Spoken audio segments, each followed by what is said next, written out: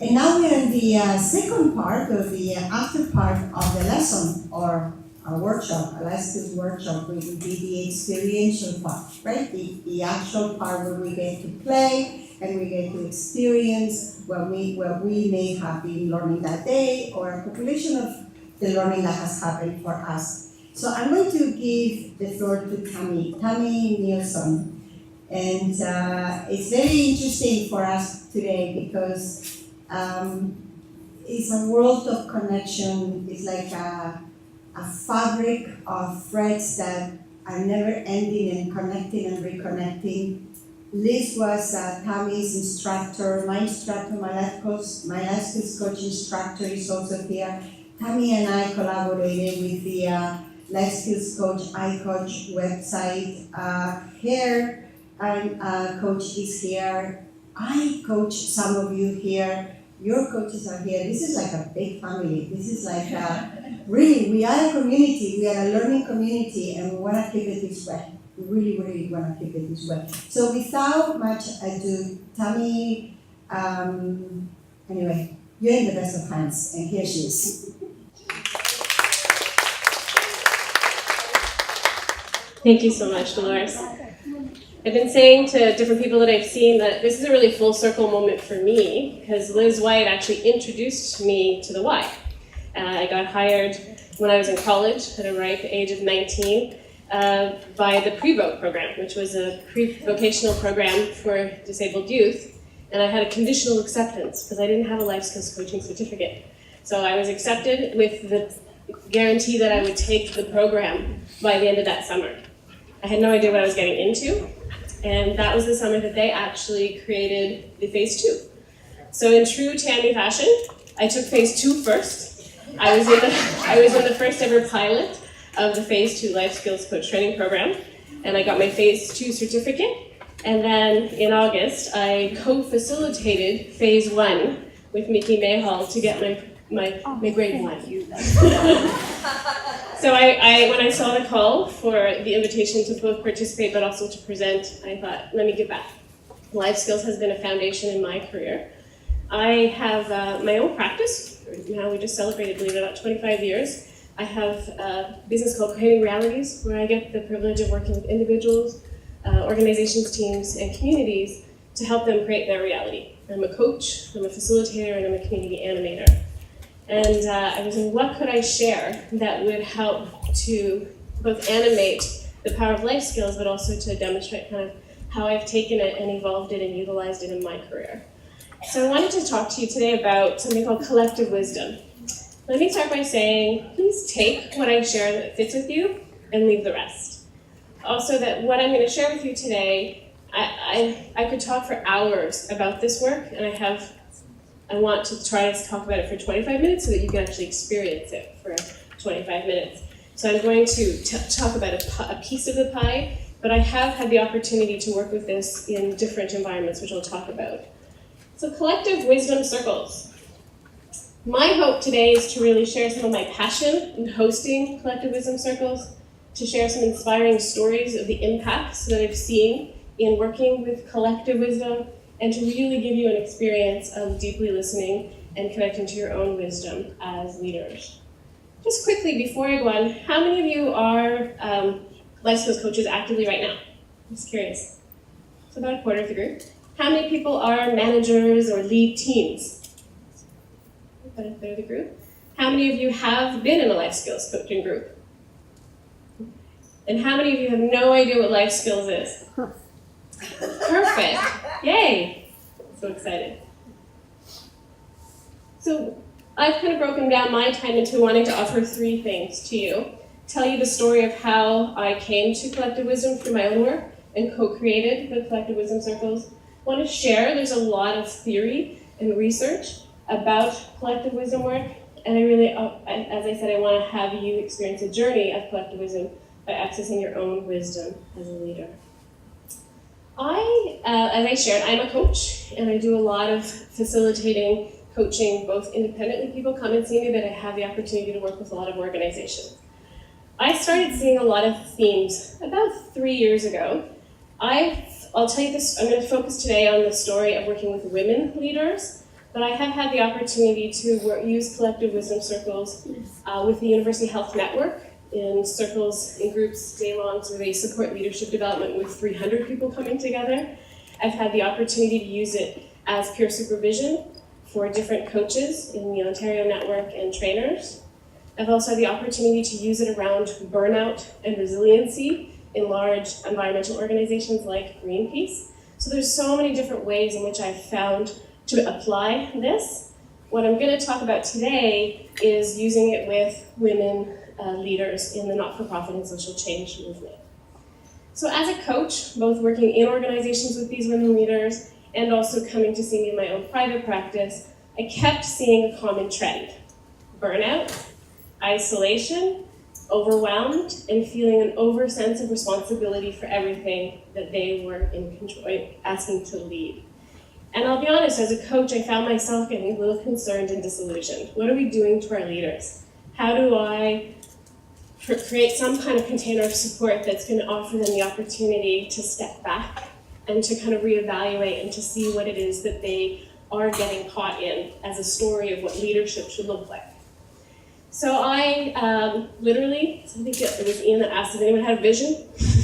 I literally, in the bathtub one night, had a vision of women sitting around a big cauldron, stirring it, naked feet, all I saw was feet in women's hands stirring this pot, telling their stories. And I was like, tribe. We've lost a sense of tribe. We've lost a sense of community and support. And so the vision continued, and I chose to write it down. And I thought, what can I do with this? And so my practice is very much about, instead of sitting in my office and developing something, I go out and talk to as many people about it as possible to find out, is there a resonance with what I'm seeing and what's needed? And I get people to literally co-create and help create what it is that's needed. So I chose 10 different social change leaders that I've worked with, women, and I asked them questions. I asked them questions about what's their current reality look like? Where are they getting the support they need? What stories are they getting caught in around their leadership? What is the experience that they're having? So I had 10 lunches over about a 3-month period, and there wasn't a dry eye in the house. Everybody was experiencing a lot of the same things. And what I found myself asking is, what is the container that can bring some of these women together to really drop down and more deeply listen to themselves, access? Because every one of them would tell me what wasn't working and told me what was needed. They were telling me what was needed, and yet they were having a hard time integrating that or applying that into their own journey. So that was the beginning of Collective Wisdom Circles for Women, which we started 2 years ago. 2.5 years ago. What I witnessed. So Collective Wisdom Circles, we have offered them in different ways. We've offered one day just as an access point to trying something new that might be different and scary. We've offered them in weekend day retreats on the Toronto Island. We've offered 8-week series, and we've offered them as a weekend retreat. So we've had different kind of configurations of it to offer different access points and risk levels of involvement. And as of last season, we've had a waiting list of 12 to 15 women for each gathering. So I'll tell you a little bit more about that, but we've expanded our leadership team since then. Let me tell you what I witnessed in bringing, on average, there's anywhere from 12 to 15 women that come together in these gatherings. I witnessed women opening to trusting their own power as leaders. It's amazing to me to have a physically powerful role, but feel powerless in it. Has anyone ever had that experience? Yeah. I witnessed women redefining and rewriting their own leadership stories, really sitting back and asking, what's hindering me about this belief I have? So one example that comes to mind is a senior leader in our city of Toronto having this idea that if she gave more, did more, it would help create more equity in our high priority neighborhoods. One woman had that belief. Do you think that's possible? No, I've certainly got caught in that. Giving more, thinking that's going to have greater impact. And it was her, and I'll tell you how, what the process looks like, but it was her journey to ask that question of herself that shifted that paradigm of thinking for her. It wasn't me as a coach. How many of you are individual coaches in the room? Yeah. How many of you have your clients coming to you asking you to try to figure out their problems? So it's amazing, I'll tell you a little bit more about that. It's amazing how many questions I could individually ask, and yet you put 15 women in the room together, they ask themselves and each other that question, The change I see is far more fast and more dramatic than me as one person asking that question. I watched women challenge outdated norms and identify new boundaries for self-care. You know, this idea of who they should be as a parent and as a worker, and what does that look like? I watched them challenge the expectations of their employers to be able to redefine how they could take better care of themselves. I watched them let go of self-doubts and criticism that impeded their effective leadership. It's amazing to me what speed, the amount of deliverables that we expect, and how that separates us out from identifying what it is that we're offering and how effective are we being. It's almost every woman that I met was questioning, should I be doing this? Am I any good at doing it? Is my work having any impact? And it was wonderful to watch them step back and identify. I watched them open to taking in that impact that they're having. And more than anything, we had set an intention for hosting these circles to help build organically a community of women. The way that women have connected is beyond our expectations. And I put a couple of words there because there was a creation of passionate and authentic relationships that naturally created a community of women leaders. It's amazing to me, I can set an intention for myself, but if my colleague and friend Nadia knows that that's my intention, to take care of myself better, I can't get away with it in the same way. And that's what I watched, women holding each other accountable, challenging each other. This is a Neilson quote that I found kept emerging. And there's something very simple about the theory and the model of collective wisdom. It's creating space for us to hear, going back to the affect, and connecting with that emotion, connecting with the variety of truths, to find those true feelings, and from there allowing the emergence of wisdom within to happen. I'm happy to share these slides. I see people taking pictures. So let me tell you a little bit about where this comes from.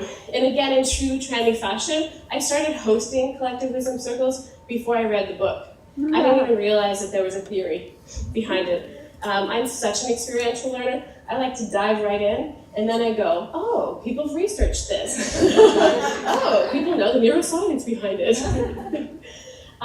Over 10 years ago, the Collective Wisdom Initiative was formed by a network of practitioners and scholars out of the United States. The Fitzer Institute, which is based in the States, also supported the development of this network and a book called The Power of Collective Wisdom and The Trap of Collective Folly. Again, because I only have 50 minutes with you, I'm not going to get too much into the collective folly, but the idea of anything can hinder or help. So we can bring people together in a collective way, and we can go into a dark and unhealthy place.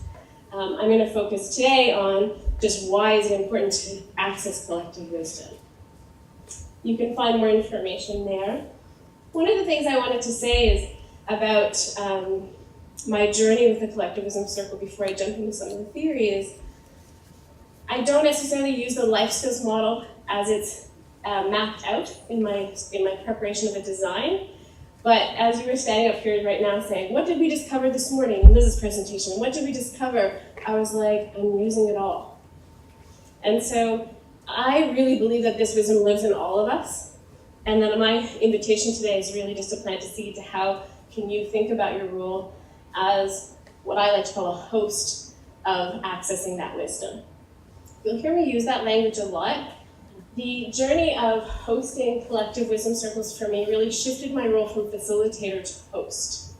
I still facilitate a lot. For me, the slight distinction is as a facilitator, I come with an agenda. I come with a real framework of what it is I'm being hired to do, what it is I'm being asked to facilitate. As a host, I'm embracing the mystery and setting an intention of why everyone's coming together and then convening an experience and a conversation. I think that requires a different aspect of my competency. Somebody used the word intuition earlier. It 100% relies on my intuition, and it also requires me to detach and to surrender. Does anyone have an agenda for a group and you get in within 3 minutes, you have to open up the window and throw the agenda out because the group has another agenda? Yeah, that's exactly what happens. So from the book, these are some of the definitions they've offered. Wisdom reflects a capacity for sound judgment, discernment, and the objectivity to see what is needed in the moment. Collective wisdom, which is where life skills comes in for me, there's something really powerful about putting a group of people together in a room, right? Collective wisdom reflects a similar capacity to learn together, evolve towards something greater and wiser that we cannot do as individuals alone. I think back to my own experience in life skills, and that's why I said it when we were standing up here with Liz's line. It is the capacity of the trainers at the Y that they saw what I could offer. I had no clue that I could offer what they were seeing that I could offer. And to this day, I was like, what did Sally Palmetier see in me? That gave, why would you hire someone that doesn't have a life skills coach certificate to facilitate life skills programming for the summer? So there's something really powerful about being witnessed and seen by somebody else beyond what I could see capable of myself. We believe, and this is their quote, we believe our capacity for collective wisdom is innate and it's an emergence in the group, catalyzed by the awareness of compelling need and higher purpose. So that word emergence is something that really excites me. It's trusting that there's something already there. One of the things in my early career that really stressed me out as a consultant was the idea that if I went into an organization, I had to have the answers. Did anyone else have that experience? And maybe just want to stay at home underneath blankets. I didn't want to go out because I had to have all the answers. One of the things about shifting my perspective and questions are one of the key tools that I use is in shifting my perspective about being the person that helps to create that container for that wisdom to emerge, takes the pressure off me having to have all the answers. I also believe personally it's arrogant. I'm not calling you all arrogant, but I call it my arrogance meter. Even if it's an individual coaching client come in, I think it's arrogant, I'm gonna pick on you, Cheryl, but if Cheryl comes into my office, that I think I have the answers for her. I think it does two things. It creates an illusion that I have all the answers, but it also disservices her because I'm inherently telling her she's incapable, when she's the only person capable of finding a resolution and a transformation for whatever it is she's seeking. And that's one of the things I love about the collective wisdom model. This is my synopsis using my own language. Collective wisdom for me is a journey of accessing the deeper inherent knowledge that lives within every individual group and community. May it be in a coaching capacity or as a facilitator or as an animator, I love the opportunity to go in and access that information and knowledge. I just shared with you that I have the opportunity to work with Greenpeace International. I go in and they barely can keep their heads up. They're so exhausted and they're constantly on all of their electronic devices because they're doing actions every day to try to save our planet. Can you imagine the weight of trying to go to bed every night when you know there's been an oil spill that's going to change our water supply in a year's time? Like that's just so, and yet by just asking them some simple questions and having them be together as a group to dialogue around this experience, they came up with their own ideas of what would it look like to build their own resiliency and to take better care of themselves to try to avoid burnout.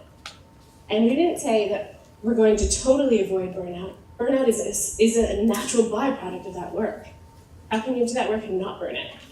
How do we actually put some things in place that support them in becoming more resilient in the nature of the work that they do? They came up with all the answers. It is a process of dropping down to listen and witness our own innate knowing and creating space for authentic sharing. One of the things I didn't expect when I hosted the first 8-week series for the Collective Wisdom Circle for women leaders was how much they wanted me to tell them what to do. Like I should have accepted it, but I was like, no, this is a circle, we're coming together, we're slowly unpacking, and I got a lot of resistance of like, well, no, just tell me what to do differently and I'll do it.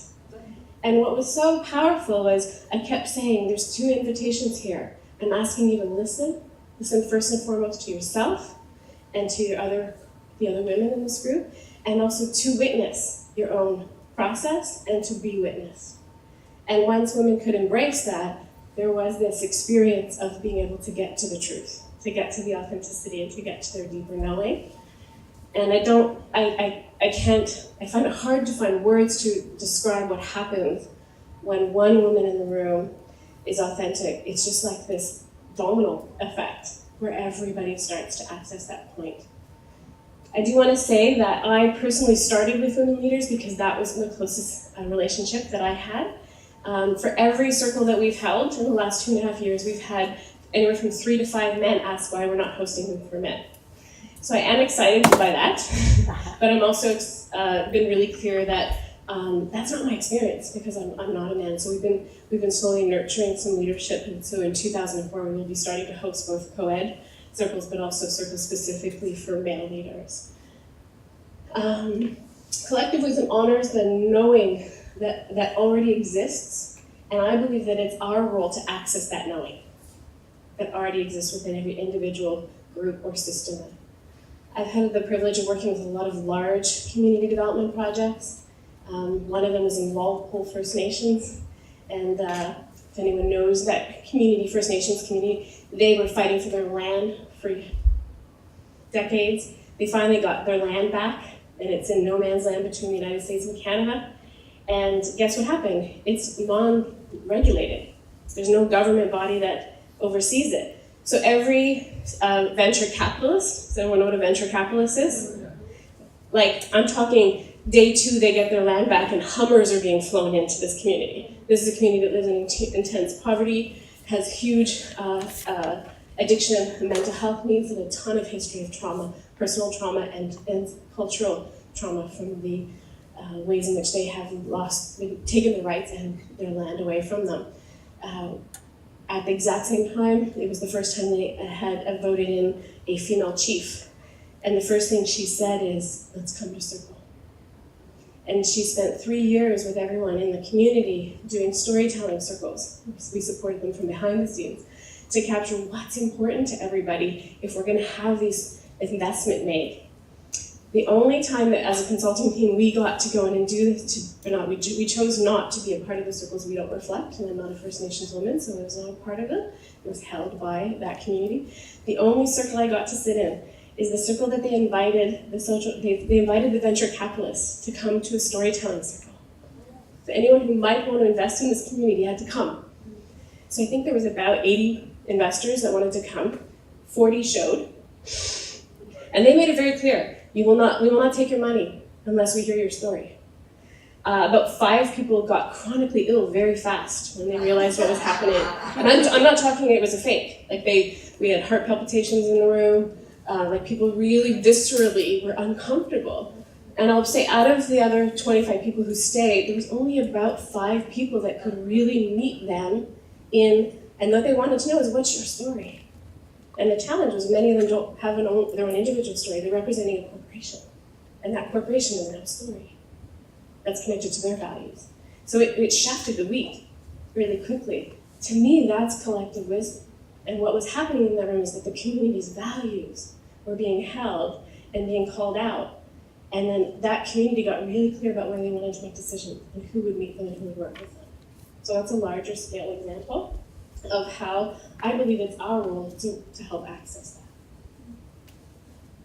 In this theory, there's a lot of complexity, but I thought would be most helpful to ground you today is that there's 6 stances, what they call 6 stances. The stances are what help deepen our capacity for wise action and prepare us for collective wisdom to arise. I can't remember who it was, but somebody along the line said active listening. Who was it that said active listening? Yeah. The first stance is about the ability to deeply listen. I think the challenge with that is as coaches and as facilitators, it's an external listening. If you were in my group, it's about my commitment to listen to you. The invitation I pose to you today is, how are you listening to yourselves? Because if I can't access my own wisdom and I can't access that deep knowing in myself, I cannot be authentically present with my group. I don't think that's easy, because all kinds of stuff comes up when I listen, and we talk about that. All kinds of triggers, all kinds of insecurities, all kinds of fears. But the invitation is to deeply listen, and in our groups we also add witness. So witnessing myself, being able to step outside of my own story to be able to witness where I am and where I'm not. The suspension of certainty. Doesn't that sound easy? How many of you feel comfortable with uncertainty? Very few of us do. Why do you think that that's a stance to being able to access wisdom, either within an individual or a group? Because then you don't have your own focused agenda. You have to open up your mind to allow other ideas and senses to come in. Yeah. And So I don't know if you heard it, but it's if I have to let go of my agenda to open up the opportunity and to let other things come in. Absolutely. I think this is one of the most challenging things as a host or a coach is I get attached. I get an attached idea of where I think you should go or where I want this group to go. The opportunity, which I find very liberating, is to hold space for a group and say, I have no idea where we're going. And it's funny, people get terrified by that initially, but then they feel total permission to go there. We just started a collective wisdom leadership initiative. We're helping to build more of a hosting team so we can offer this at greater capacity. And these people are all paying to be there for 3 months with myself and my other host. And last night I said to them, I have no idea where we'll be at the end of 12 weeks. So I have no idea. And I saw the what do you mean you have no idea? I want to know. I want to know where you're going to take me. And what I could come back to is what I do know. What I know is you all have the capacity to host. What I know is that we all have ways in which we have strengths, and we all have areas in which we are struggling, and together we're going to explore that. Seeing the whole system and seeking diverse perspectives. That stance is an invitation, and I wanted to tell you a story about that. That stance is an invitation to shift my own perspective. I have a certain set of lenses that I see the world through, always. And unless I'm challenging myself, I think it's such a gross metaphor, but I love it. Jacob Moreno, who's a founder of Psychodrama, this has been a trainer of mine in Psychodrama over the years, talks about the idea of taking my eyeballs out of my sockets and putting them in yours. Gross image, apologize for those of you who are visual. But I love it. I love it because what it means is how is it that I can step outside of myself and my own stories, my own limitations, my own fears, and my own insecurities to see what is it that I am withholding, where am I getting stuck, and what is it that I could do. And I have had the privilege of coaching many of the women who've been in the circles, and there's ways I've asked questions as a coach, or ways I've posed opportunities for reflection that they have taken, but not made changes. There's one woman who has a very different experience in life with the same challenge or the same theme, ask that person a question, everything changed. And so that's what I love about the collective wisdom, is the opportunity to have insight and perspective beyond my own and seeing it as a whole picture. The other story that I can offer there is I'll never forget that we did a 2-day retreat on the Toronto Island, and there was 2 women that I would have never thought. I'm a connector. I love networking and connecting people and to resources. And there was 2 women, both who held senior leadership roles. One, I'll put her in her mid-50s, 55, 58, somewhere like that, long-term advocate of immigrant rights in our city, and been doing that work for over a couple of decades. And then a young African woman who is advocating on behalf of African Caribbean Canadians who are Black, particularly Black young men who are not getting an education in our city. And the 2 of them asked each other questions that totally shifted their perspective of how they need to do their work as leaders. I would have never put those 2 women in a room together intentionally. And yet being in a circle and having an opportunity to ask each other questions shifted. They are peer coaches for each other now. And I literally, the 55-year-old woman or whatever will say, I'm thinking of using this strategy. And the young one will say, are you crazy? You're never going to access people from that perspective. Okay? Respecting other, and these 2 are connected for me, 4 and 5. Respect of others and group discernment. I think one of the challenges of having the power of hosting or facilitating a group is that we have our discernment. The group has a whole other sense of discernment of what actually needs to happen. And the invitation in here is how do we listen? So I remember one night having an agenda of wanting to unpack and look at some of their stories. And one of the women came in and she had her finger on the pulse. That one of the underlying themes that was going on in the group was mental health. That a lot of the women were struggling with intense depression and anxiety, either in themselves or in their families. And somebody named it. And that opened up a whole conversation that created an authenticity and a connection and what's the word I would look for? It created an opportunity for somebody to feel like other people outside of their own culture get it. empathy, thank you. Welcoming all that arises. This sounds so easy, welcoming all that arises. You know, this happened last night in our initial training. I thought everyone would be so excited and gung-ho, and when we started looking over what the 12 weeks would look like together, the resistance in the room just rised. And some part of me could have gone, come on people, get excited. But no, what I did is I just held place for the resistance. Absolutely, this is scary. Tell me more, like let's unpack and explore more. And that, again, gave people permission to engage in the process even more. And the last one, which again I think is not necessarily as easy, but is, I think, essential, is trusting in the transcendence. And I'm actually just going to go to that slide. Underlying and critical to all of these stances of collectivism emergence is the respect of human agency, the power of nature, Mother Earth, nature being connected, and the significance of spiritual dimension to the activities we undertake. So one of the things that we very proactively articulated in our invitation for collective wisdom was honoring the rites of passage that women leaders were on. Meaning, how do we mark these different phases, times of life, stories that they're on, how do we actually mark that? And consistently what we've heard is there's been very few opportunities. There's a disconnection from their own elders, their own community members, and there's been an opportunity to reconnect and find ways of marking these phases, maybe a letting go. I can't tell you how many women have changed careers going through the wisdom circle because they realized they're not because they hated what they were doing, they were done. But there's no ending rituals in our culture. And so they had these circles of women that shared in that journey with them.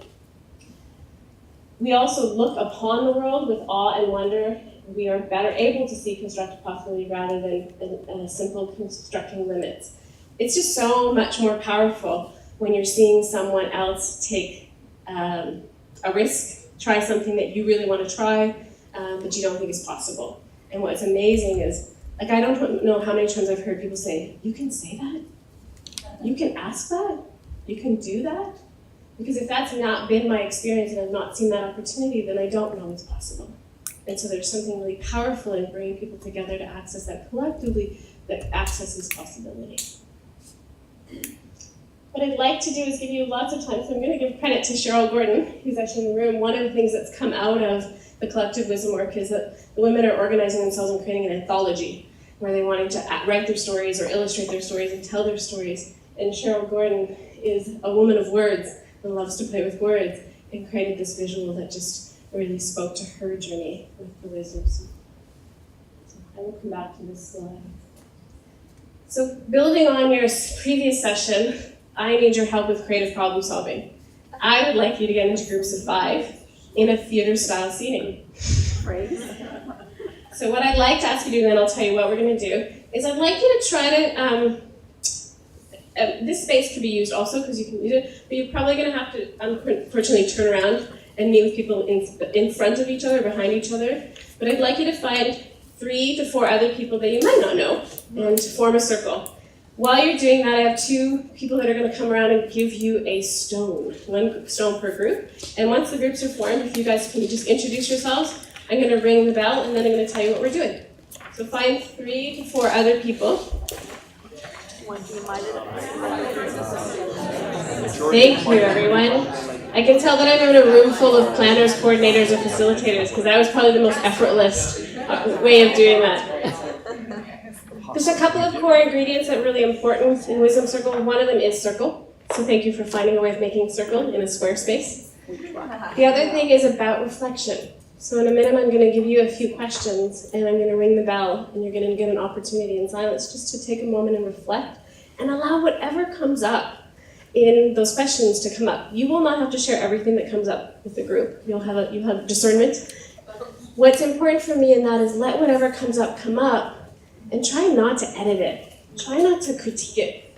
Because sometimes the most instant reactions are the most authentic reactions. They're not always the most politically correct or the most gracious, but they're usually the most deepest part of my own wisdom when they come up. So I'm working into groups. Does everyone have a stone? Yep. Yes.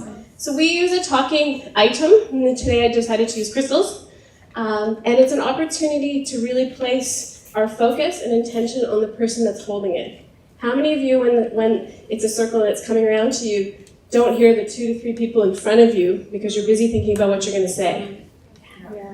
So we're not going to go in a circle, okay? You're going to get a chance. I'm going to ring the bell and go into some reflection. I'll put the questions up before I do that. When I ring the bell again, you'll get a chance to whoever wants to go first to share will choose the crystal that's sitting in someone's hand. And whenever you're done speaking, just put your hand back into the middle of the room and whoever feels like they want to go next will go next. As in any circle, you have full permission not to participate. What I really ask that you not do is cross-talk, analyze, or try to fix anything. No one or nothing is broken in this room today. That make sense? Any questions about what I'm asking you to do? You will have about 20 minutes. So I'm going to ask you to self-govern timing to make sure space is created for everyone. Okay, I'm not going to ring every 3 to 4 minutes. That will be distracting. I'm just asking you to self-govern as a group. Okay? And then we will come back and I'll unpack some of your shares. So these are the 3 questions. You do not have to answer each question. These are reflective questions for you. What helps me deeply listen to my own wisdom as a leader? What hinders my ability to be present to my own wisdom within groups? What stops me? What resonates for me around collective wisdom? You're welcome to share any experiences or beliefs that really came up for you today as I was sharing some of my own stories and journey with collective wisdom circles. So I'm going to put the mic down and I'm going to ring and I'm going to ask us to take a breath together. And if you feel comfortable, close your eyes. If not, just gaze off. And let whatever answers come up to these questions arise.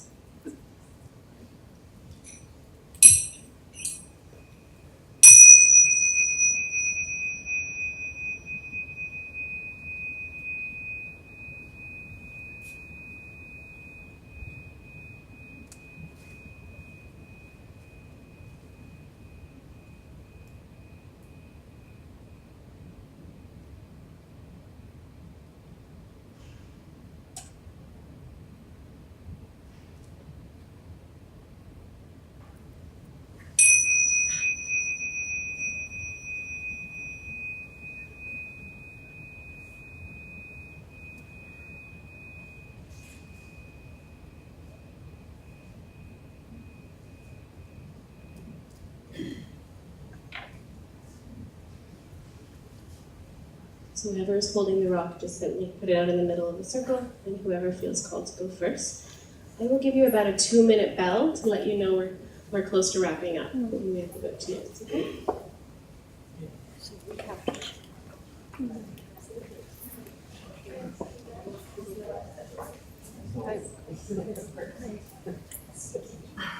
As a leader, what calling is to believe and say that everybody in my group have their own sensations.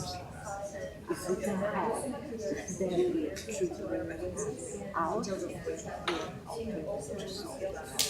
And we can sing that even with children.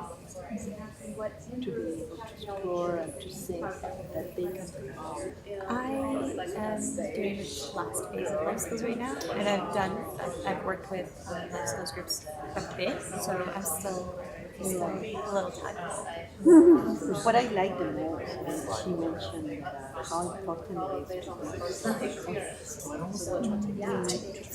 teachers as certain curriculum. We have no time for creativity. Oh no, because you need to. Please finish your final thoughts. It's just exactly what I described where you go. Just take a moment and acknowledge your circle. Acknowledge your circle. Just take a moment and acknowledge your circle before we open your circle back up. So I think the various ethnicities and histories and cultural values that infuse that in a greater way a lot of the things that are getting Welcome back. philosophy. Welcome back. I'm always open to hearing what No. So I'd love to do just popcorn style meeting, just one word, kind of hearing out. What were some words that came up in your sharing that stayed with you, that either your sharing came from you or something that inspired you, like what you heard from someone else? Just words. And we'll just do popcorn. I invite you to speak as loudly as possible. I may repeat them if I think they're not heard. Enriching. Empowering. Relating. Connecting. Trust. I missed the one back here. Non-judgment. Non-judgment. Connecting? Connecting. The body. The body. Trusting the process. Trusting the process. Yeah. Of course, Dolores would take 2 words. Reflecting. Did I miss something over here? No, we were just saying that. Who's the person said the body? The body. Yeah. Why did you say that? Well, I guess speaking from my own experience, when I'm not, my wisdom is in my body. My wisdom is in my body. Metaphorically, I get you. Okay, got But it. even literally, my wisdom is in my body. Yeah. Is that? And there's a way in which reflection, breathing, just sitting together in circle can reconnect me with my body. What are words that you heard that are things that help us connect to our wisdom? Silence. Awareness. Co-leaders. Witness. Perspective. Lack of expectation. Lack of expectation. Sharing. What hinders? What stops you from being able to connect? And trust.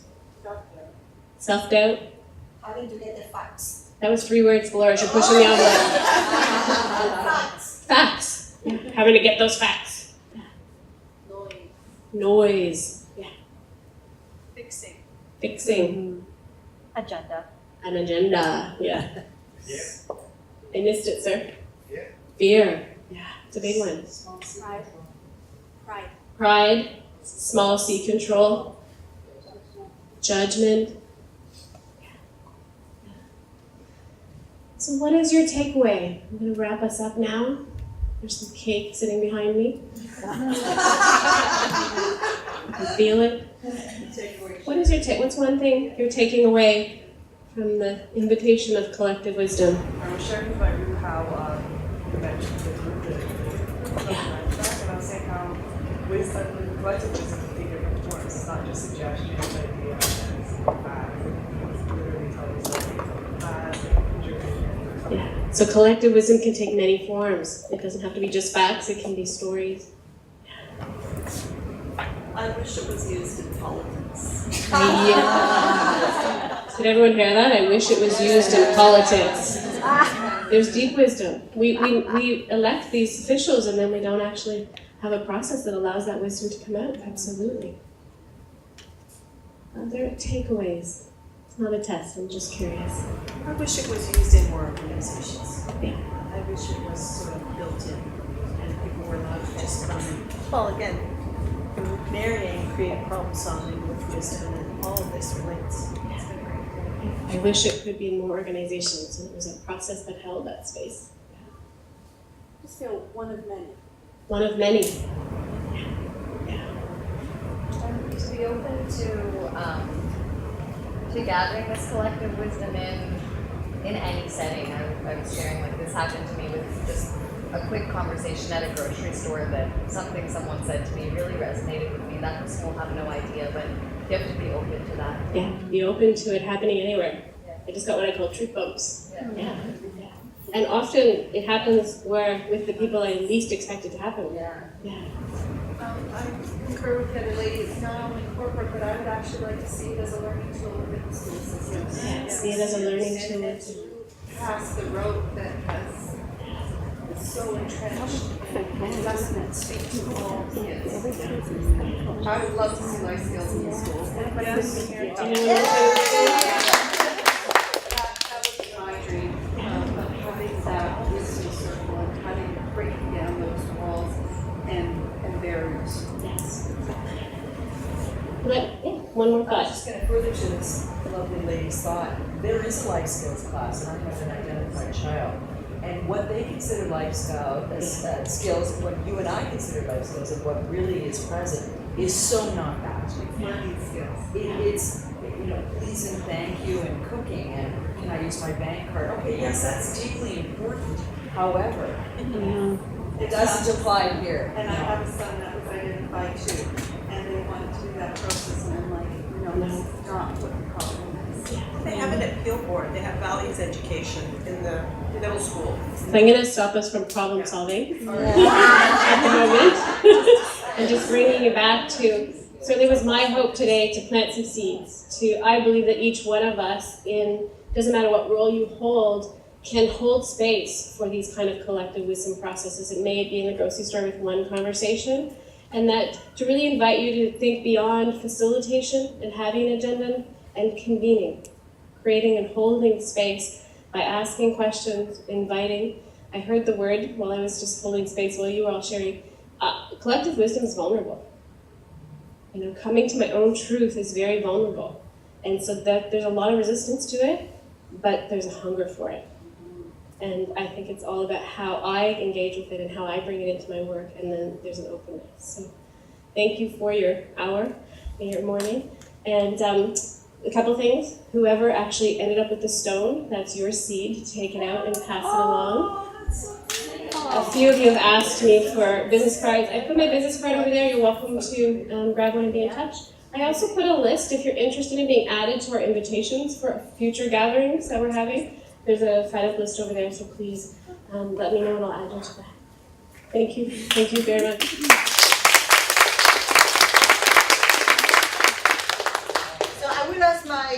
We're just about finishing. We are going to blow the candles of the cake because this is a celebration and we're going to eat the cake. But before I send you on your way, and you're welcome to hang around and talk to us, I'm going to invite my presenters to the front of the room, Anna and Ian and Liz. And I'm going to ask my colleague, Eva, where are you? Right there. Because we do have a little gift for you to show you our appreciation from being here. And I'm going to ask Eva to wrap us up. And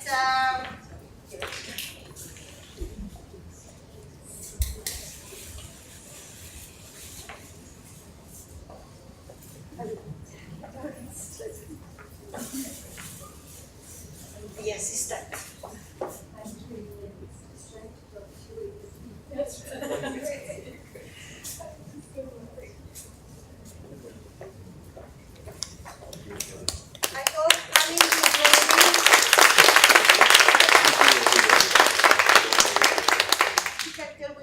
This really well, but anyway, I hope that coming this morning was worth your time. It certainly has made my morning wonderful to see so many of you here. I'm going to invite you over because we're going to blow the 40-year anniversary candles together. And with that, we will part, and you are welcome to stay. There is more refreshments at the entrance. We will be here if you want to talk to us or ask questions. Or you can talk to each other and of course network and find out who else is here that might have a link to you or something that you need to know or someone that you really want to get to know a little bit better. So please join us for the cake.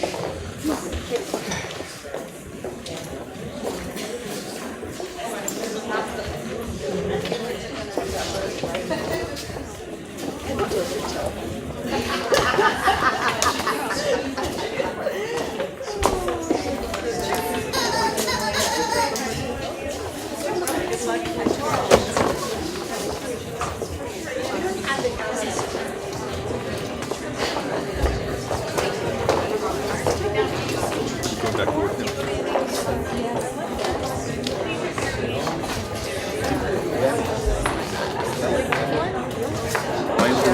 I'm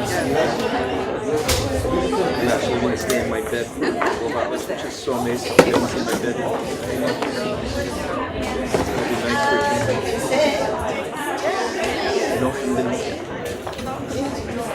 No, my.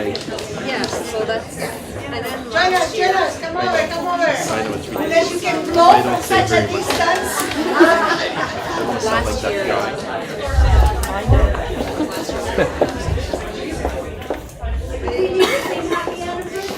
Yes, we're gonna sing. Where is my partner in crime? Eva, come here. Sing it. All right, at the count of 3. 1, 2, 3. Happy birthday to you.